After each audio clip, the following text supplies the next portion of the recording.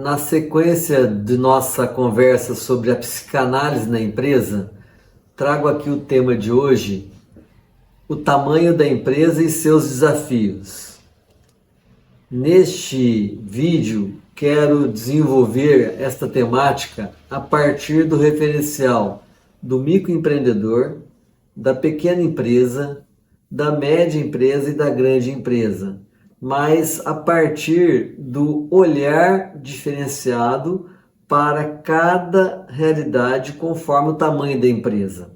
Porque não dá para que a gente possa ver da mesma forma os padrões administrativos de uma grande empresa e transferir isto para a pequena empresa, ou para o microempreendedor, ou para a média empresa.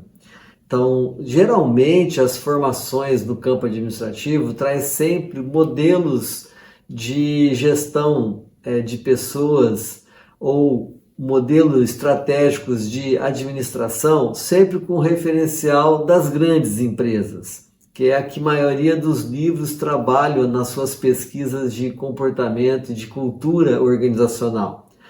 Nós temos projetos aí do Sebrae sobre pequenas empresas que é muito interessante. Eu gosto muito da consultoria que o Sebrae faz para os microempreendedores e pequenos empreendedores. Porém, este olhar da psicanálise requer que a gente possa olhar a realidade da empresa conforme o seu tamanho, conforme a sua realidade. No primeiro item que eu trago é o microempreendedor. Os desafios, né? O tamanho da empresa e seus desafios, porque geralmente o microempreendedor ele não se vê empresário, até porque é um sistema que foi criado para incluir muitas pessoas que já trabalhavam, estavam no mundo do trabalho, mas sem carteira assinada, sem registro, e para facilitar também contratações de prestadores de serviço isoladamente, individual.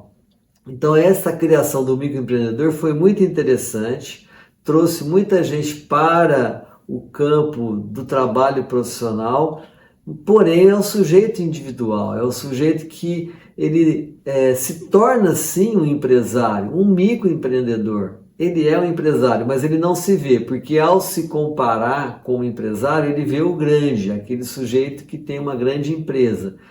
Ele pode até sonhar em ter essa grande empresa, mas ainda ele não está neste patamar. Então ele tem uma baixa autoestima sobre esse processo de se ver como empresário. Então ele precisa começar a olhar para si e definir uma autoimagem empresarial a partir do seu campo de microempreendedor. Ele tem que se enxergar como empresário. Então aí é uma questão de construir uma identidade, mas sobre este fator de microempreendedor.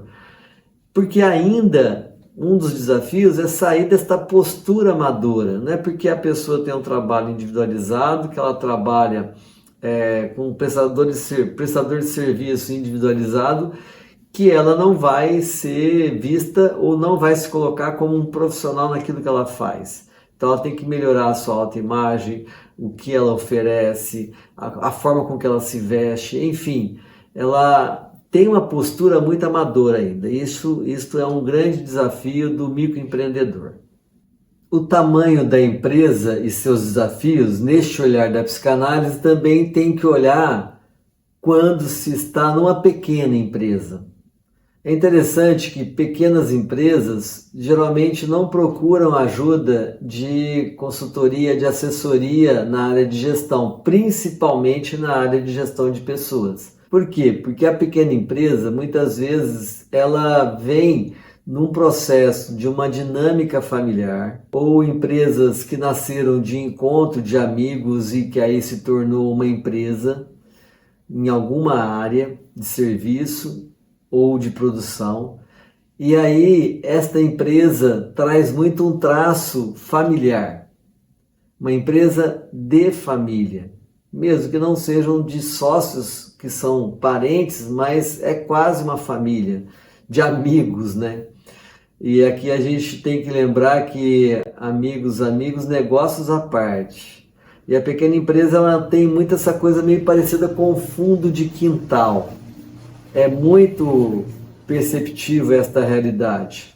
E quando tem pessoas da mesma família que trabalham também dentro, existe muita dificuldade de definição de papéis, quem é quem nesta relação.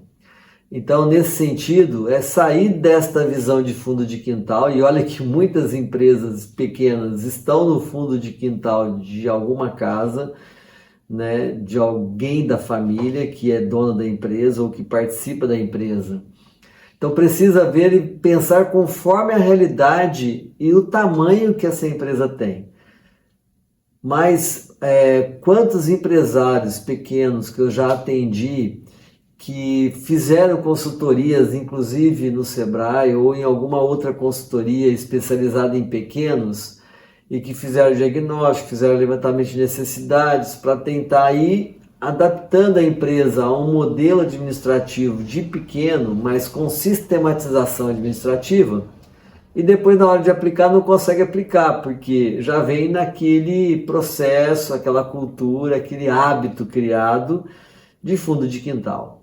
Então, tende a misturar esses papéis, e nesse misturar os papéis, por exemplo, os proprietários, o dono, geralmente é o cara que faz tudo, né? É que nem aquele ditado, que o sujeito que tende a bater o escanteio, correr para cabecear a bola e fazer o gol, né? Então, ele não se permite também a delegar funções. E sabe, fica muito pior quando é administrado pelo casal, né, pela família, mas o casal, o marido e a mulher. Às vezes a mulher vai no setor financeiro, mais administrativo ali, e o marido vem com aquela herança que ele já traz da construção dessa empresa ou da parte mais prática, mas com muito conflito, porque mistura-se a questão do dinheiro, de pegar o dinheiro do caixa da empresa para usar nas questões pessoais, não se define também a questão de remuneração, de salários, né? O dinheiro que entra é o dinheiro que se usa tanto para casa, para questões de demandas pessoais, como para a empresa. Então, é o cuidado para não esquecer dos processos, de se fazer acontecer uma administração básica, desde a questão financeira, do planejamento estratégico, né?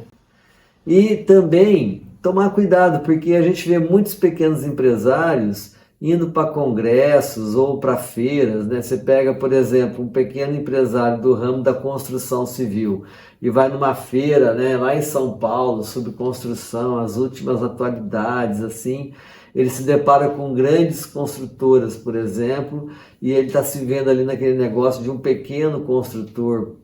E aí ele tem a cabeça de pequeno, ele tem a realidade de pequeno enquanto pequena empresa, mas ele começa a se projetar como se fosse grande. Então não adianta pensar com a cabeça do grande. E muita gente está na pequena empresa pensando que uma hora vai se tornar uma grande empresa. Pode ser uma meta, mas essa meta não vai ser atingida se o beabá da pequena empresa não estiver sendo feito.